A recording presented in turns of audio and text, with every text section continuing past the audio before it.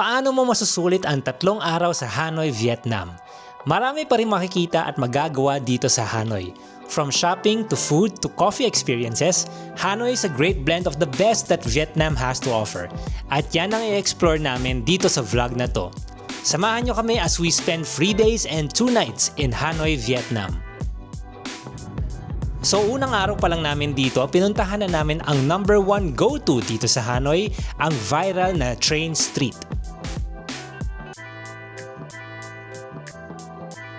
Dito kami sa Hanoi 1990, one of the more famous coffee spots here sa Train Street. So ayun, order muna tayong breakfast and then let's wait for the train. A lot of us got eggs coffee.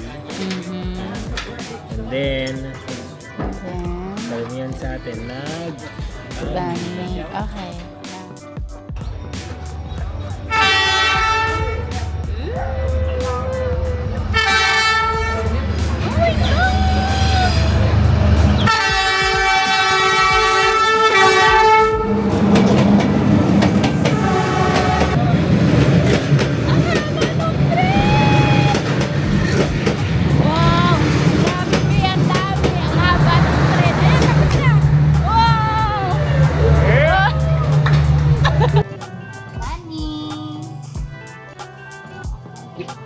Naririnig mo? Yeah. It's very crispy. Masarap nga yan umuusok pa.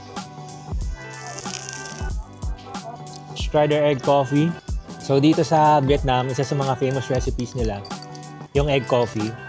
So there's different egg coffee in different places. We've already tried one sa Sapa. Let's try yung dito sa Hanoi 1990. Mas lasa ko yung egg here. Lasa naman yung coffee, so it's fine. Pero sakto lang. I think I'd say na mas masarap yung natikman namin sa Sapa. There's a certain taste to it.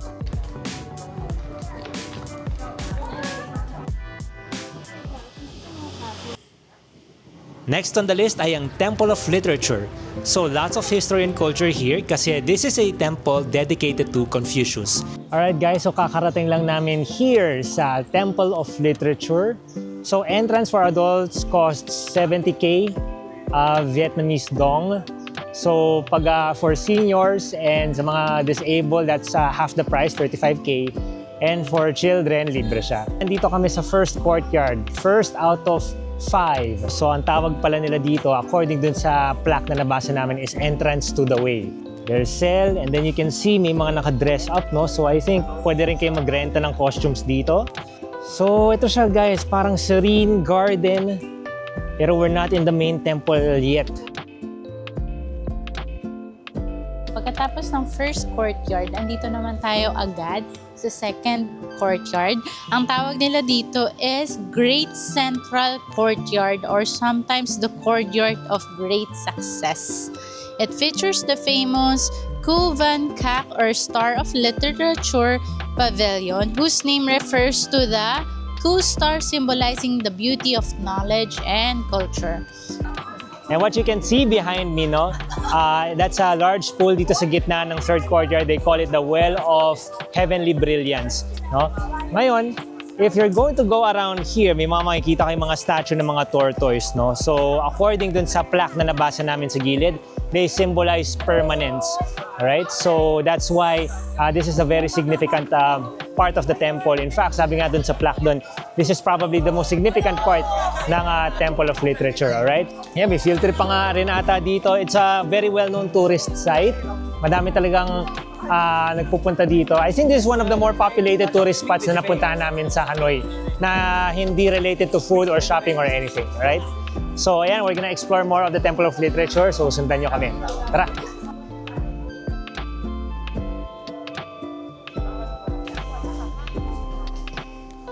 Alright, so pag lumagpas kayo dun sa third courtyard, you're going to the fourth one. And at the end of it, andito yung high sanctuary na tinatawag nila. I think this is their main temple or main altar. Alright, so now andito tayo sa fifth courtyard dito sa Temple of Literature in Hanoi. It is just behind yung shrine kay Confucius and his disciples. So may maliit na pathway if you go around that building, no, dun sa altar or high sanctuary. may pathway dito leading to this fifth courtyard. This used to be a school. According dito sa plaque sa likod ko, it used to be called the Kok Tu Gyam, no? And it was a school para sa mga anak ng royal family, no? So eventually, over time, di ba, nagkaroon ng mga wars, nasira yung school, and it became this, no? A courtyard dedicated to students and to Confucius din. It's got a very rich history. Makikita niyo dyan, no? Dao Shua Van Yin. So I think we're going to see more history dito sa loob ng building na to. Tara!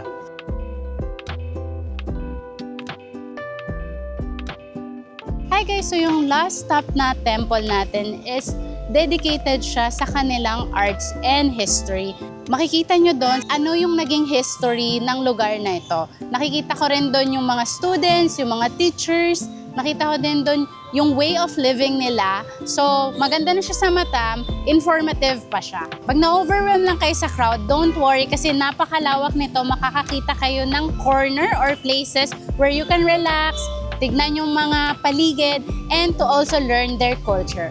Alright, so that will wrap it up here sa Temple of Literature. So I think we're good to go and we're gonna head out. Maghahanap kami ng kakainan for lunch. Alright, samahan niyo kami. Tara! So for lunch, nagpunta kami sa Bunchata, which is Michelin-rated restaurant.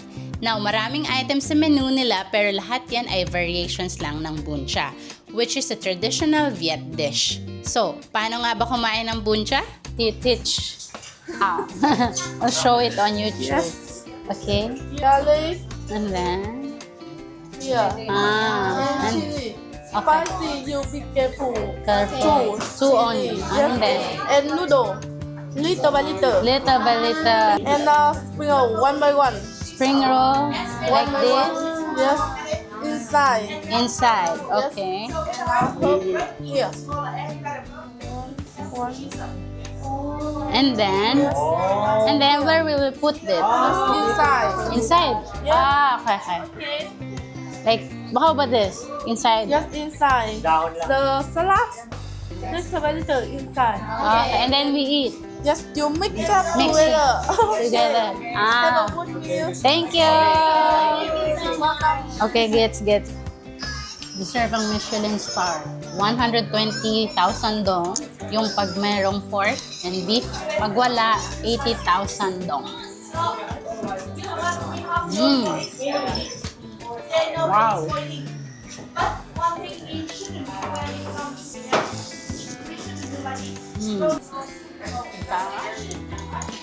Buncha will never be the same.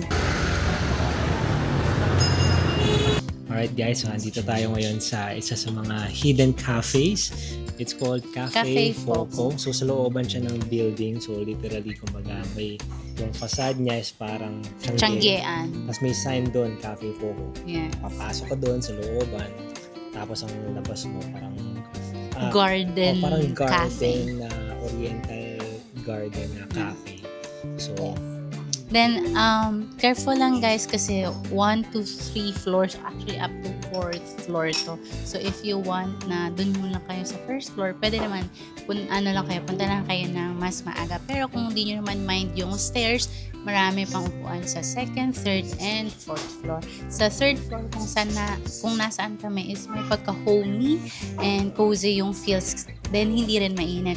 Pero sa 4th floor, may view ka ng Hokkien Lake. Pero, ngayong oras na to, mainit. Pero mahangin naman. Isa sa mga in-order namin is their bestseller, Coconut Cocoa. Lasa mo yung coconut, pero lasa mo din yung cocoa. So, ang sa akin naman, what I got, sinuggest din ni ate, is yung salted cream coffee na iced. Originally hot dapat, pero sabi niya masasarap daw ice. So, tingnan natin kung tama siya. Tikim. Ang sarap. Ang sarap. Parang specialty ata nila dito sa Vietnam yung salted Yeah. coffee nila, no? So, ayun guys, we're gonna enjoy our coffee muna. And then, kasi mamaya after nito, water puppet show ang pupuntahan natin. So, yeah, cheers!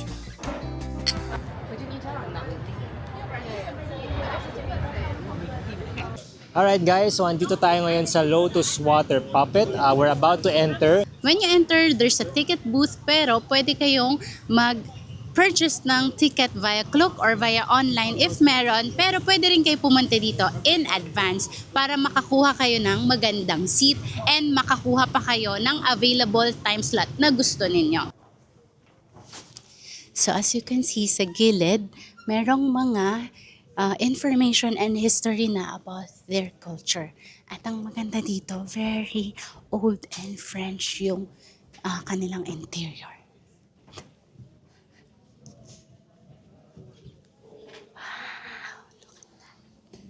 So itong Lotus Water Puppet is a theater na nagpapalabas ng live water puppetry shows, which is a Vietnamese tradition. According to their site, may mga shows daily, starting around 2:45 p.m. and each show is about 50 to 60 minutes long. So ano nga ba itong water puppetry shows? Well, pinapakita nila dito yung rich history ng Vietnam, kasama na yung culture nila, traditions, and even their local legends. Para sa mga mahilig mag-explore ng cultural background ng Vietnam, itong Lotus Water Puppet shows are a great and unique way to get started. So after ng show, naglakad-lakad kami around the old quarter including dito sa Ho Kiem Lake. Pag mahilig naman kayo maglakad guys, di kayo mabobore dito sa old quarter. And for dinner, trinay namin itong pinipilahan na chow steak.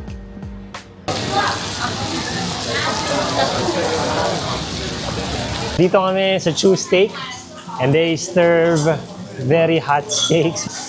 Sa nakita namin, mataas yung reputation nito. I think it's one of the tastiest steaks here in the old quarter in Hanoi. Oh, talaga? Gonna try mine? Oh! Okay. Juicy. Sarap. Hi guys! So kakatapos lang namin kumain. So pagkatapos no, kukunin na ng waiter kasi grabe, nakikita nyo sa likod, marami ng pila. So marami pang kakain. So hindi uso dito yung tambay ka for a few minutes after you eat. When you finish eating, Bounce. Bounce. Bounce na kayo kasi may kakain pa. So, worth it yung steak. So 5 yung steak, 800,000 Vietnamese dong. When you convert it to peso, 1,800 pesos. so in other words, parang kapresyo lang siya ng isang steak sa atin sa fancy restaurant sa atin. Pero dito, 5 na. O, diba? Yeah. 5 kami. So, sulit na sulit guys. So, busog na busog kami. So now, magpapababa muna kami ng kinain. We're gonna stroll around the old quarter. Yeah. So, ayan, tingnan natin kung ano makikita natin tonight. Since may time pa naman after dinner, nag-explore pa kami around the old quarter sa gabi. Marami pang bukas na shops if may energy pa kayong mamili sa gabi. And meron pa ngang mga nag-iikot ng street vendors. Okay.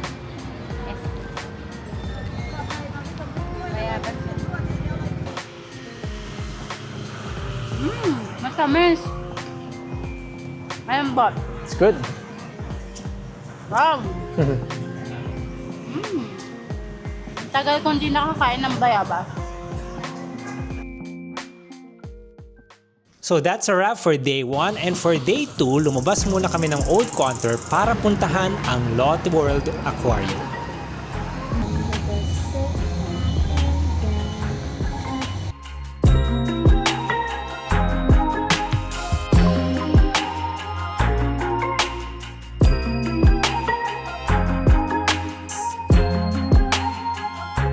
Sa pagpasok, ito agad ang inyong makikita. Dito ang entrance. Thank you. Best time to go here weekday para wala masyadong tao. Ang ganda. Ang linis ng tubig.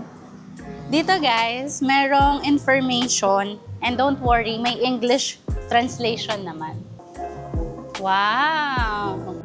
Para sa mga may hilig sa nature and marine life, perfect itong Lotte World Aquarium.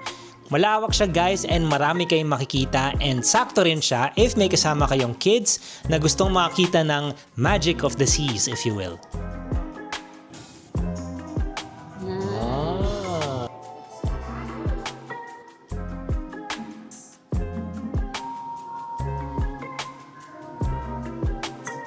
Look at that.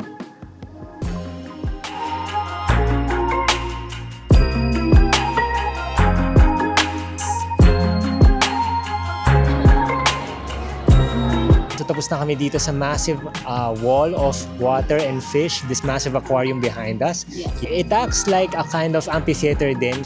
So, ayun guys, may iba't ibang show dyan.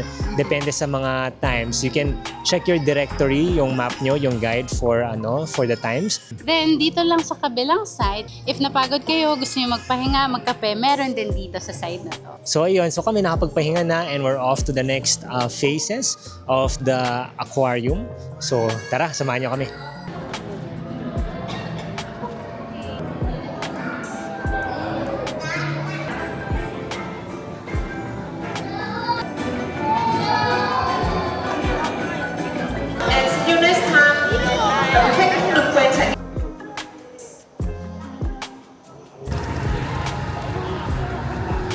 So after namin sa Lot World Aquarium, bumalik muna kami sa hotel namin sa Old Quarter. Si Joel naghabol muna ng work nung hapon, while ako naman sumama sa mom and sister niya para mamasyal at mag-window shopping around the area. So on the way doon sa pupuntahan namin na local brands, nadaanan namin ditong Hokkien Lake. Mas maganda pa to pag sunset.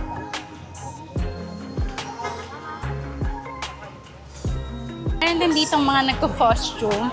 I think they're wearing the traditional silk dress ng mga Vietnamese.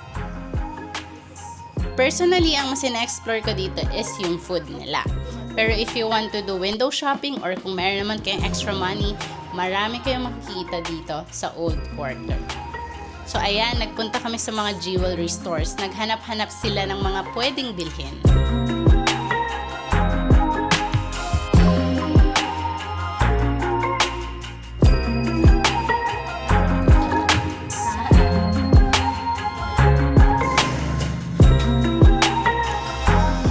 May mga stores din na nagbebenta ng bags, clothes, of course, coffee.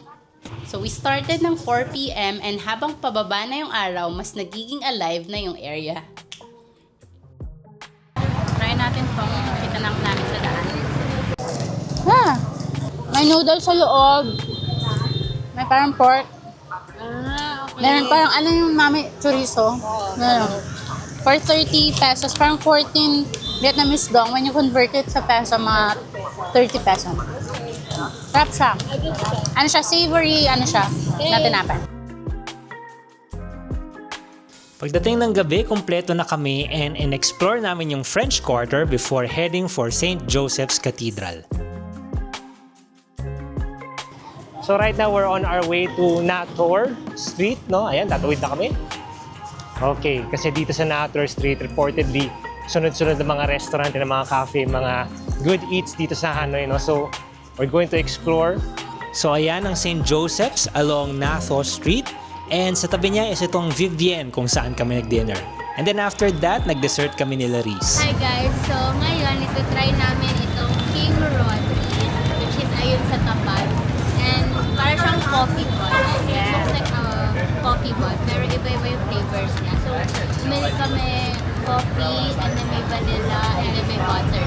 Coffee ako. Coffee. Natry mo ito. Ayun. Meron kami. Masarap siya. Kung i-rank mo yung flavor, paano mo i-rank? Ako, yung coffee, Butter din ba? Yung ano akin, yung vanilla, coffee, and then coffee. For our third day, mas maluwag kasi free day siya, so wala kaming set itinerary pagka-start ng araw. Pero yung sister ko kasi gustong mamili ng shoes kasi mura dito sa Vietnam, guys. Plus, ang ganda pa ng quality. So, yun muna ang hinanap namin. And then for lunch, nag-reserve kami sa isa sa mga popular pizza parlors nila here sa Hanoi. And also for later, nagpa-reserve kami ng Vietnamese massage. So, kami ni Sel and yung brother and sister-in-law ko, parang couples date namin yon. Alright guys, nandito kami sa labas ng Better Shoes dito sa Hanoi. So currently, yung sister ko and yung mom ko ay nagsashop sa loob. Chinek din namin yung reviews kasi na-curious kami. So apparently maganda daw talaga ang quality ng leather nila dito. Yeah. And for a reasonable price. In fact, may isang ako nakita sabi na kung bibili ka lang din sa Hanoi, if you're going to visit this place, might as well visit Better Shoes. Yeah. No? So sa mga mahilig sa footwear and sa leather footwear in general, no? This is a good place to come by, get a pair or two, di ba? Actually, pumasok ako sa loob eh. I actually checked Yung ibang mga prices nila, it starts with 470 to 750 Vietnamese dong. So parang when you convert it to peso, nasa 1 to 2K plus. And then tinignan ko din yung leather niya, malambot siya sa paa and may cushion. So iba-iba kasi siyang different types of shoes, different types of design. Pero as a person na mahilig maglakad, actually perfect siya for walking. Makapal yung cushion niya.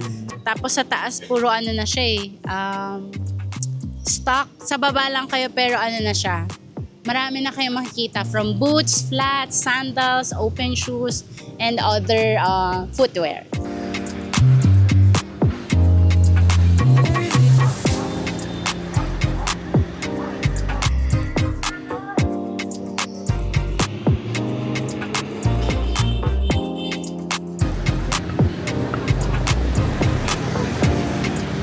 Alright guys, so nakapamili na ang aking sister and mother ng shoes nila sa Better Shoes.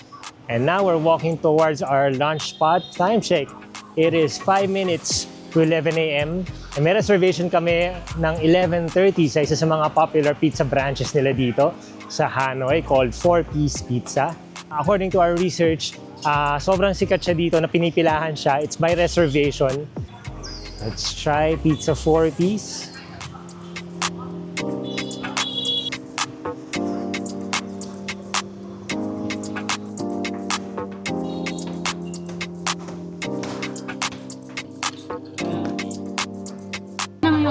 Sa ilaw.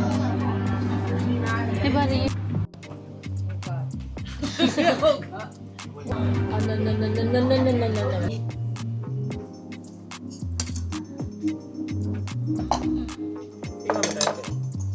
Naku!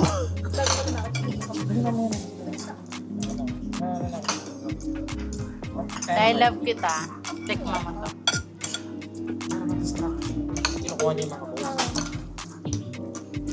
Uy, First time namin na-appreciate ang burrata. it's good. Ba? Okay. Ang juice ah. See, you have your own cake. Oh, look. Wow. Fresh na fresh.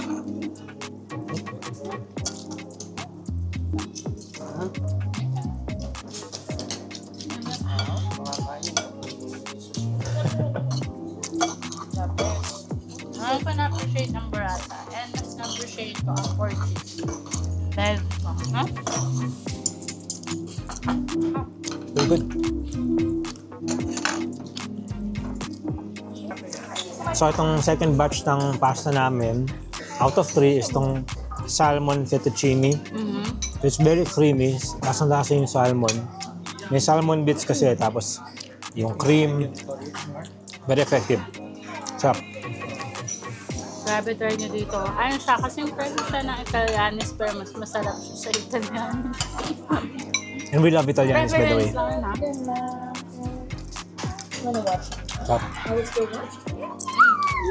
Sarap. Ikot mo. Ikot.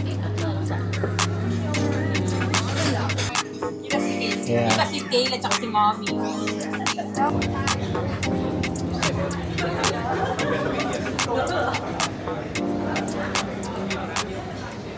Alright, so we just had a nap sa hotel namin and now time check, it's 2:30 in the afternoon. Papunta kami sa Nonla Healing Spa. So magpapamassage kami.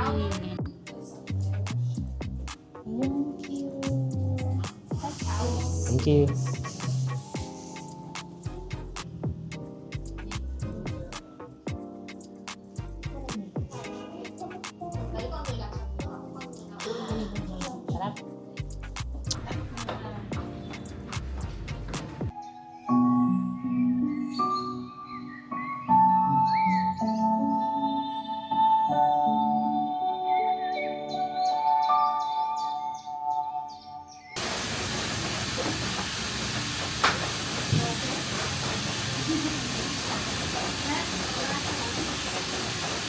Hi guys, so kakatapos lang namin magpamassage. It's been a good experience. Kakaiba, first time namin na experience medyo nagpalakas lang kami ng music kasi medyo naririnig namin yung mga busina.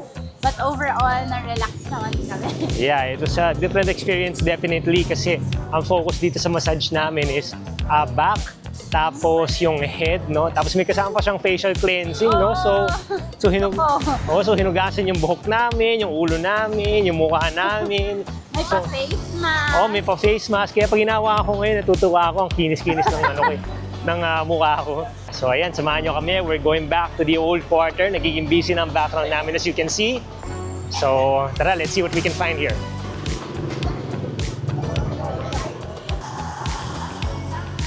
Banbao, sige. One. Ayan guys, so sa paglalakad namin, we found this Banbao, yun ang pangalan ng mini store or mini stand. So, kaya nagutom si Sel. Kamusta? Kamusta yung Banbao? Oh! Pork na may noodles. It's good? Savory talaga. Iba yung siopaw nila dito. Sige nga. Yeah. That's what's inside. Saka ang lambot talaga nung tinapay. Oh, sarap. Okay ba? Iba yung siopaw nila dito. Diba?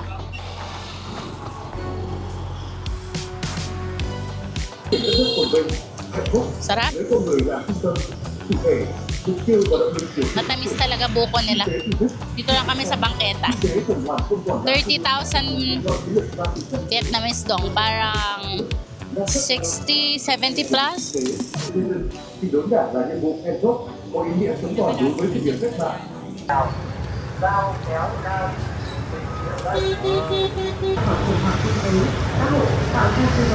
At least may experience tayong ganito.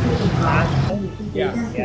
Well, until last year, I was sharing with other jobs, and she just quit her job. Oh, hopefully we can do too. Yeah. So then,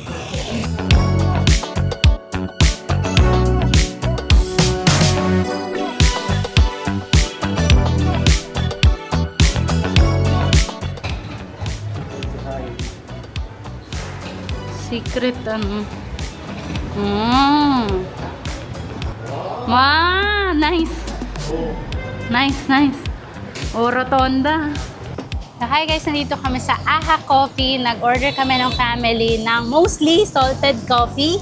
And yung isang bestseller nila is, ano yun, Han? Yung coffee with mung beans. And yung kay Reese is, Yun, AHA coffee with ice cream. So, iba-iba, may variety. Personally, I want to try something new bago kami umuwi ng Pilipinas. So, ayun, we're gonna try yung AHA coffee. Kaya, ayun. This is coffee with mung beans. Not sure what that is, pero wala. Napakasarap. Try natin. medyo malapit yung salted coffee sa Sapa. Medyo lang. Interview. May tikman mo na yung mung beans. Anong tawag? Oh. Sa? Oh. Ano yung sa ice candy ng bungol? Yun ba? Oo. Pero, oh. Wala, hindi mo binili to. Akin to. Sige. Sa'yo yan. Masarap. Cheers, honey. To Vietnam, to Hanoi. To coffee lovers!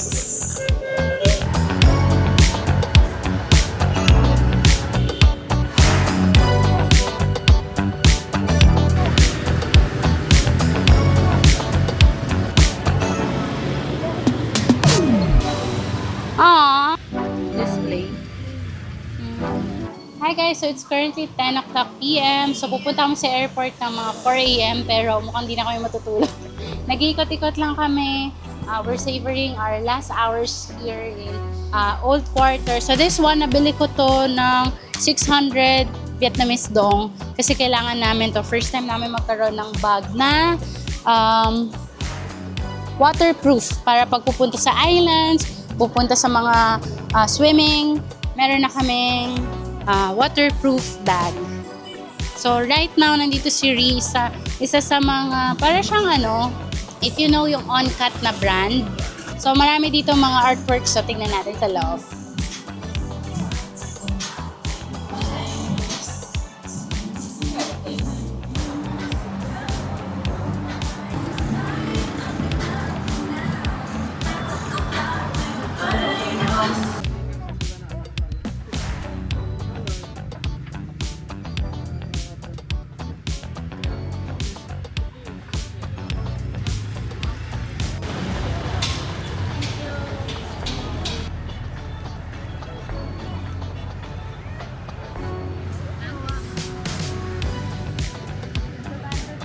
Alright guys, so nakapag-ikot na kami sa Old Quarter and we're now going back to our hotel. Nakakapagod pero super sulit. Good exercise actually. Para sa mga mahilig maglakad, hindi niya pagsisisihan umikot sa Old Quarter. Kung mahilig kayo mag-shopping, food trip, coffee, even beer, no, madami kayong mahanap dito. So ayun, we're about to wrap up our last day here in Hanoi. It's been great. It's been a great 7 days dito sa Vietnam overall. So, ayun, pauwi na kami tomorrow and we're off to pack. Pero, ayun, sana nakatulong yung vlog na to. Hope you enjoyed. And if you did, don't forget to like this video and subscribe. So with that, I'm Joel. And so, And we'll see you on the next vlog. bye!